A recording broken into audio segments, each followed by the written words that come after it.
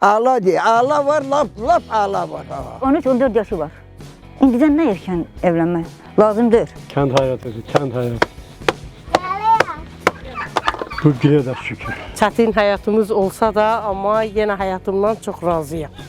Feyxo ağacının üstünü örtməyə ehtiyac yoxdur, şaxtaya çox dözümlü ağacdır.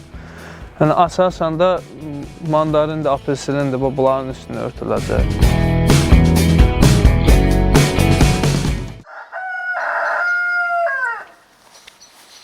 Hele dayıya bak, torba var üstü.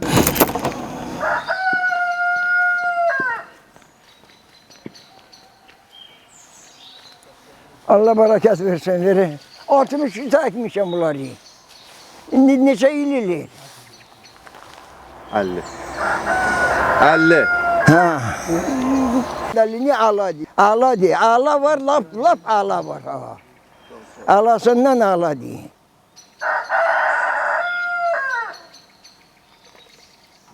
...1928 yılın Mart ayının 25'inden ben anadan olmuşum. Bu benim bu anadan olan tarixim değil. Ancak kaldı ki hükümet tarihi bu diyor, bana az verirler. Şimdi de hamsini görür ki bilir hamsini. Benim yaşımda indi bu saat bu bulada adam yoktur, ben böyle hiç elirim.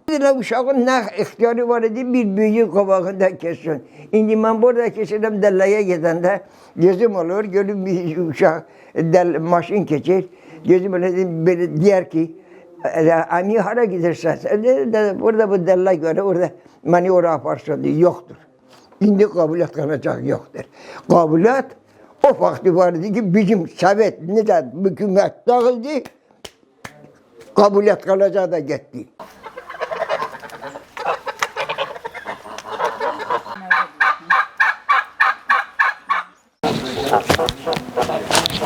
Görsünün bir dastası 20 qəpiyə alırıq.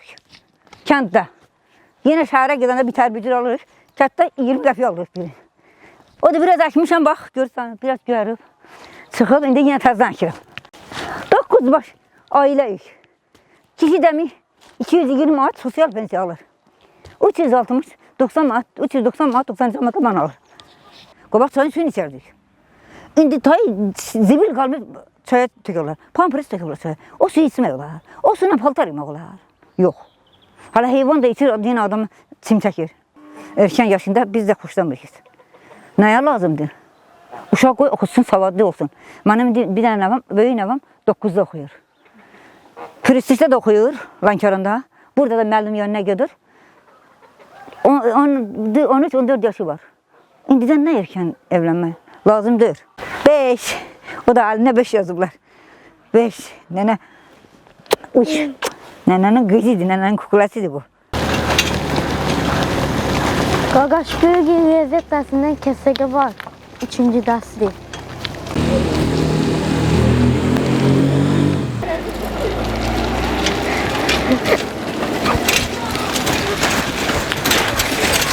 Yavaş yavaş. Yavaş yavaş. Ya bütün yolu beni çektiler.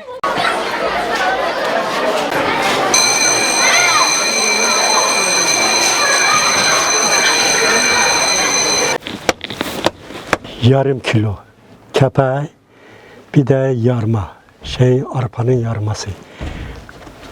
Katırım ona, karıştırırım, satırım veririm hayvanlara. Yoksa bu olmasa hiç ne. Bir deri bir sümükdüler. Boş otla hayvan ben inanmıram. Başa gelsin onların işler. Hangi göre yemek verirsen. Hardasa benden harda ya da ben 3.yim ya da 4. Bununla meşgul olurum. Çokları yok, çokları elde terbiyeciler, yaşlılar dediğinde kimin neye gücü çatır.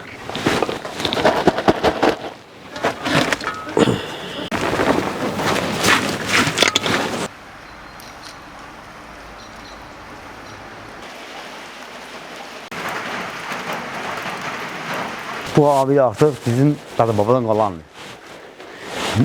1870. ildən abidə qalan abidədir. Yani biz böyle köyüne kalmış bir yer vardı. Burada bizim evimiz vardı. Biz burada böyümüşük. Burada aşağıda çörek yemişik. Orada yatmışıq. Yani bizden Bir gündüz belə keçib. Gəl lan. Fətə. Ha, qonaq gəldi bu ha.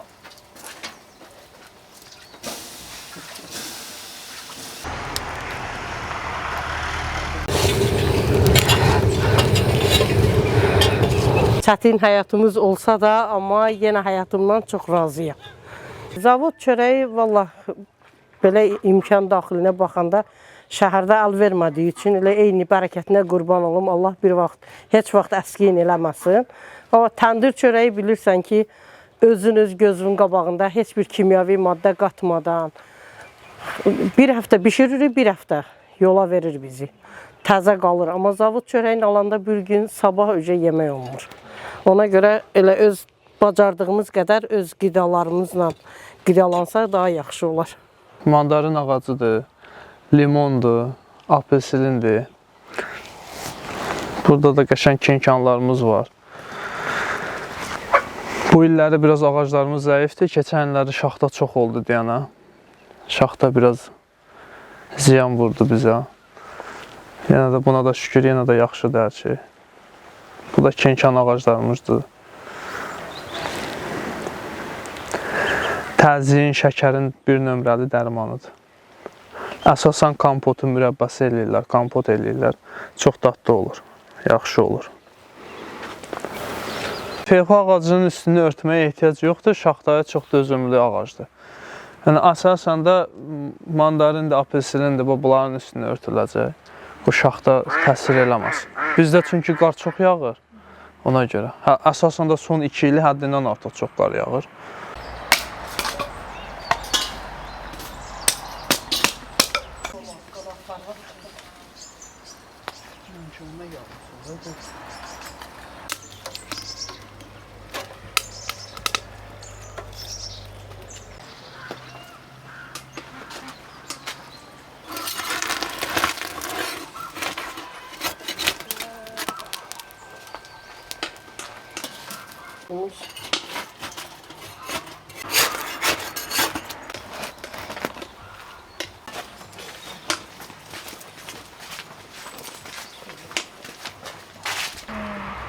Elə bir ki, körpü olanda inəkləri sağlayıb elə su deyir.